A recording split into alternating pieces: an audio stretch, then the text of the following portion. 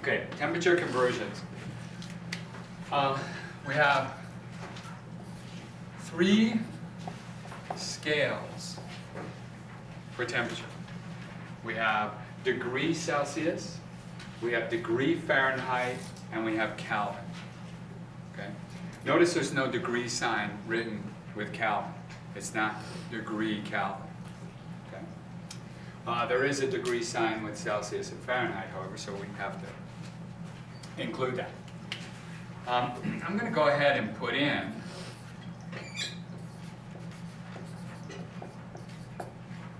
the conversion for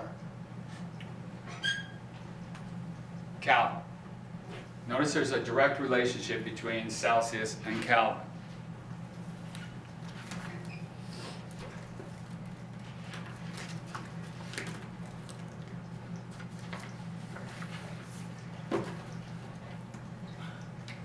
It's backwards. Everything's backwards. Let me get John. Like the F looks like this on the screen.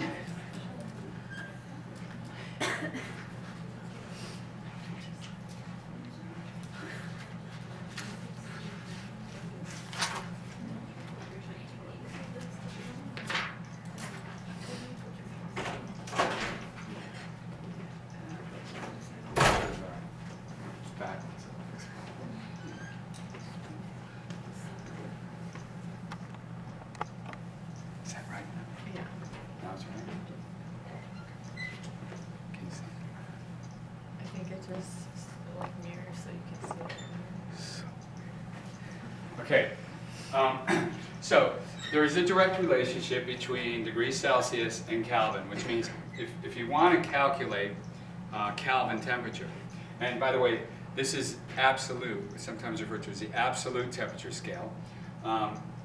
It's named after Lord Kelvin, the guy who discovered it. If you want to calculate a temperature in Kelvin, you have to have degrees Celsius first, and then you add 273.15 to whatever that value is. Okay, so it's a pretty straightforward conversion. Degrees Celsius and degree Fahrenheit also are directly related to each other. Notice that there is no direct relationship between Kelvin and Fahrenheit, which means if you were given Fahrenheit, you'd have to first convert it into into Celsius, and then use that to calculate your Kelvin. So let's look at Celsius and Fahrenheit. There's 2 possibilities here. Is that you're given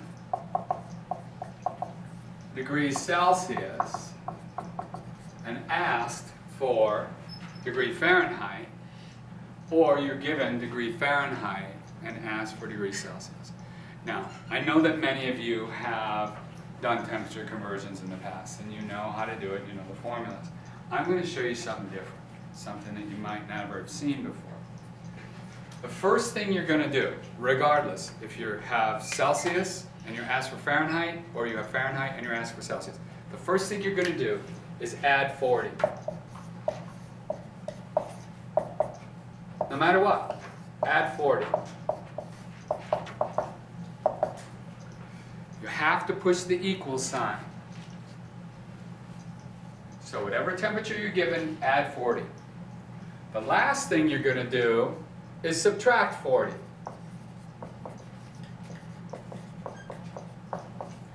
In both cases.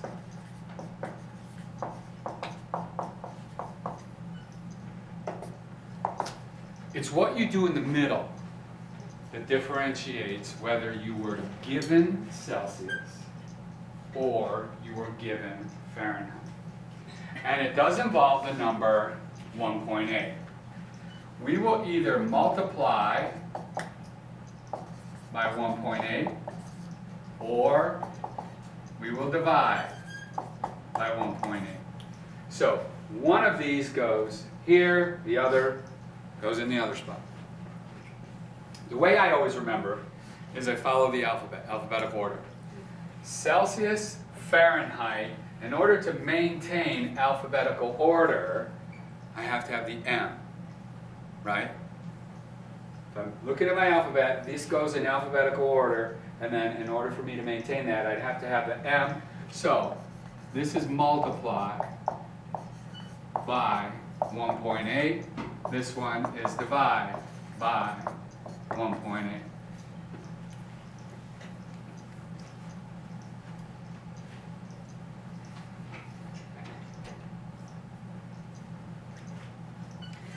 I don't know why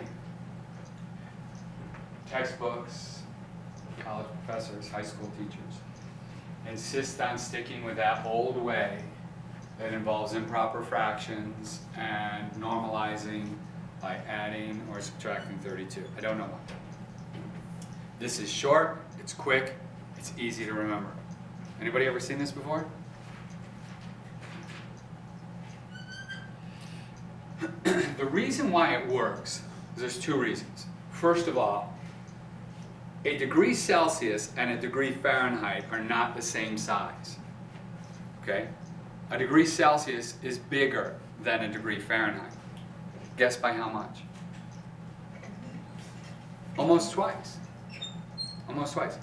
A degree Celsius is 1.8 times the size of a Fahrenheit degree.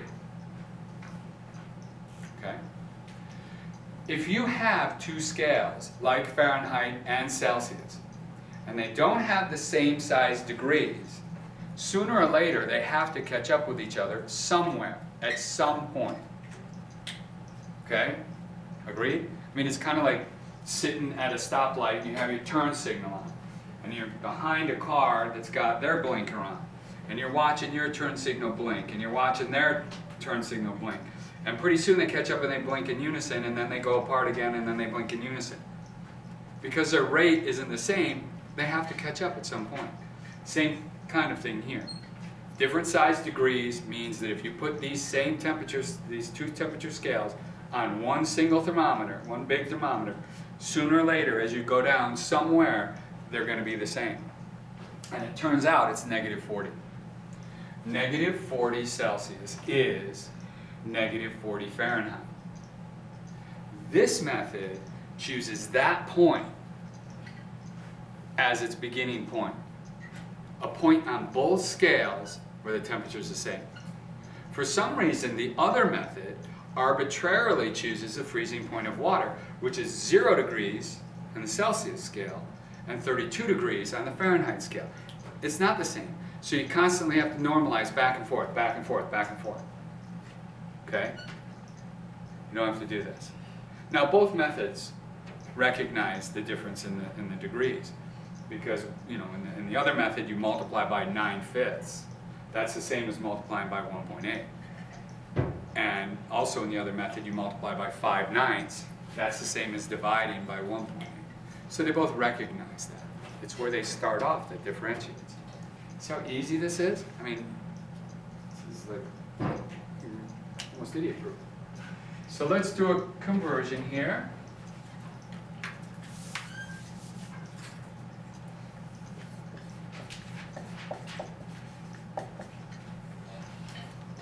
Let's convert 67.1 degrees Celsius into degree Fahrenheit.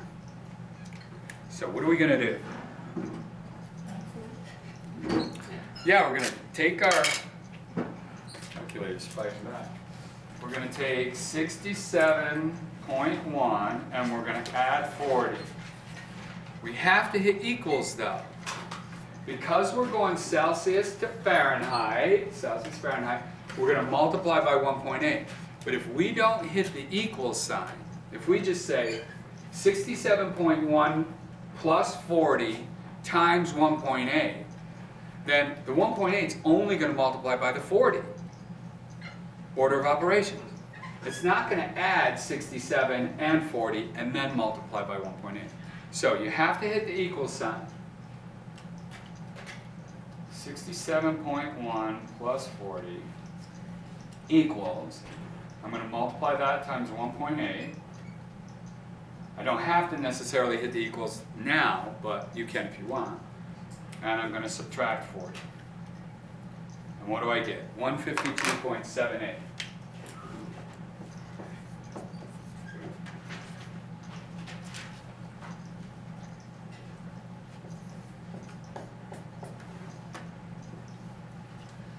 Now, we know that we have different rules for significant digits and not considering significant digits when we're multiplying, dividing, adding, subtracting.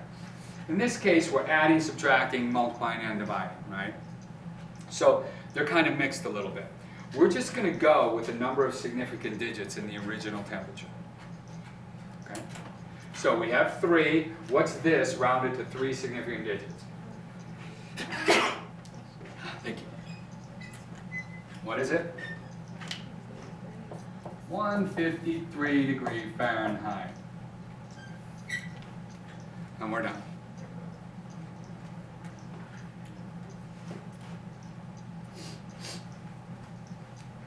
Everybody see? Everybody got that? Okay. Let's convert Fahrenheit to Celsius just to get one of those. Let's say 142 degrees Fahrenheit to what degrees Celsius?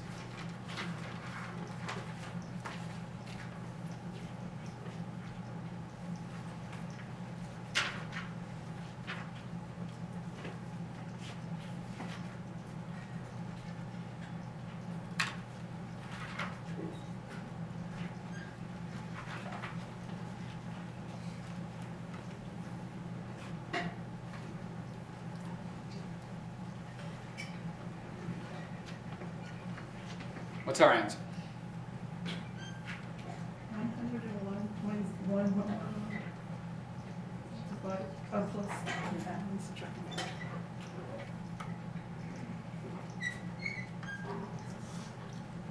so 61.1.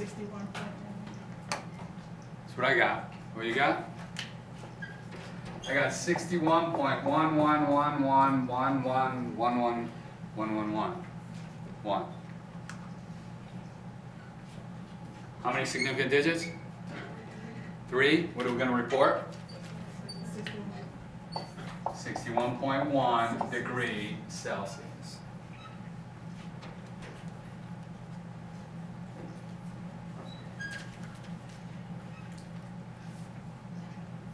Okay? All right. Let's do one to Kelvin.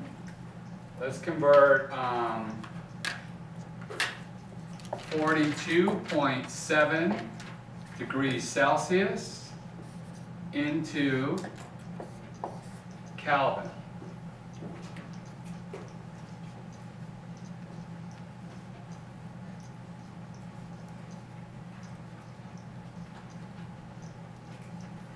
What's wrong? All right?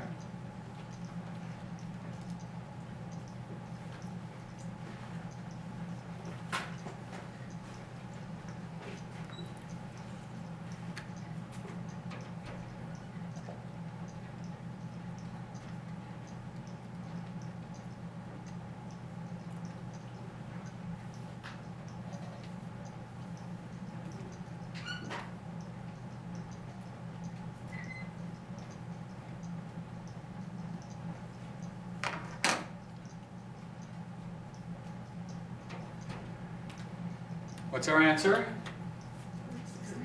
3, I got 315.85, right? Kelvin. What is it rounded? 316 Kelvin, right?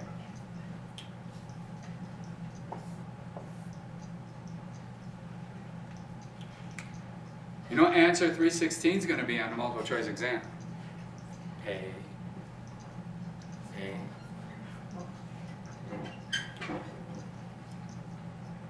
What is it?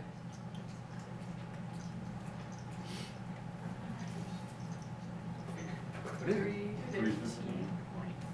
315.9. 315.9? Why?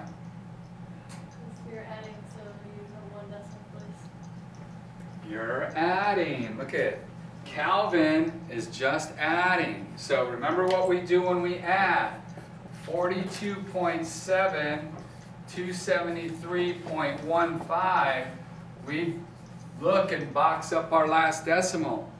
So we have 58513. Last one is the 8. We look next door for a 5. We got to round it up. We look at our information and see that our least accurate piece of information or data has the tens place, whereas this has the tens hundreds. The tens is going to be the last decimal in our answer. Remember, right? Tricky, tricky.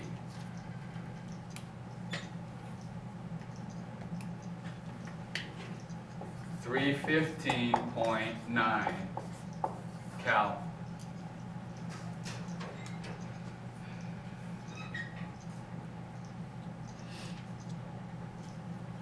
Everybody see that?